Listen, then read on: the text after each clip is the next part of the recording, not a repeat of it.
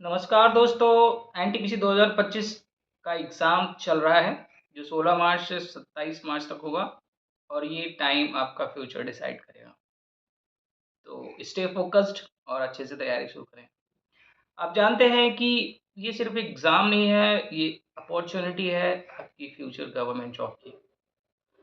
इस रिक्रूटमेंट के थ्रू आपको कई पोस्टें मिलती हैं जिनमें आप हायर किए जाएँगे, जैसे स्टेशन मास्टर, गुड्स गार्ड, जेडबलए, commercial cum ticket clerk, account clerk, ये सारी पोस्ट हैं।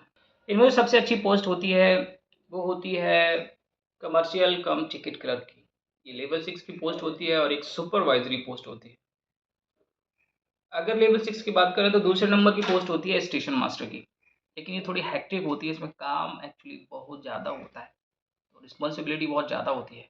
कमर्शियल कम टिकट सुपरवाइज़र की जो पोस्ट होती है वो एक सुपरवाइजरी पोस्ट होती है जिसमें एक स्टेशन पर कितना रेवेन्यू जनरेट हुआ है, वहाँ के स्टाफ का मैनेजमेंट है। तो एक तरह से आप थोड़ा-सा बॉसी फ़ील कर सकते हैं, तो उसके लिए मेहनत करो। कम पोस्टें हैं, वो टोटल पोस्टें हैं 161 ऑल ओवर इंडिया। तो उसके लिए आपको बहुत एफर्ट करना पड़ेगा, तो इसलिए फ़ोकस रखो।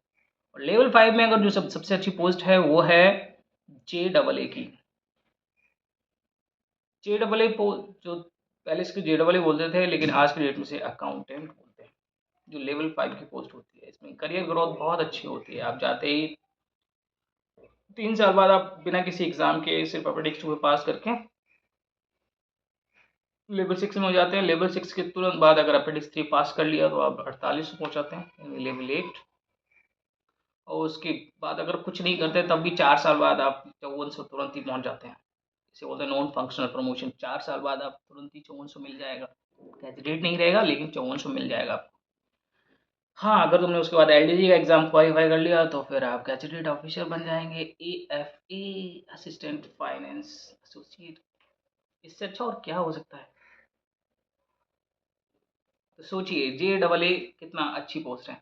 ये स्टेशन मास्टर, कमर्शियल सुपरवाइज़र, उससे भी कहीं बेस्ट जॉब।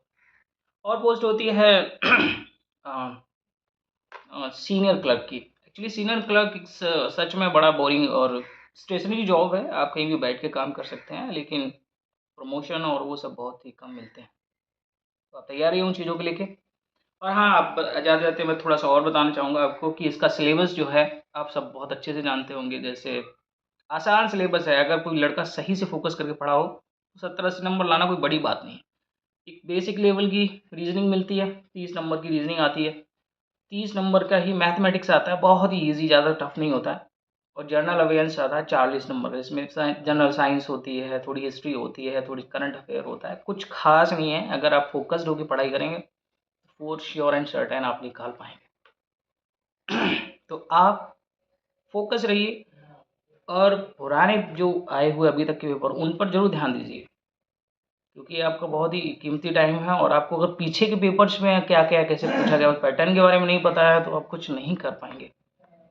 और हाँ, एग्ज़ाम का प्रेशर उस पर ज़रूर काम करिएगा, वो बहुत इम्पोर्टेंट होता है। अगर आपने पहले कभी तैयारी की है, वो सब काम किए हैं और लगातार प्रैक्टिस करते रहें, तो एग्ज़ाम का प्रेशर आप फ़ील नहीं होगा। आपको ऐसा लगेगा जैसे घर में ही बैठे हैं। तो stay focused, best of luck, अच्छे से एग्ज़ाम दो। उसके बाद अगर कुछ भी पूछना हो, इस पर कमेंट करो। Okay, bye.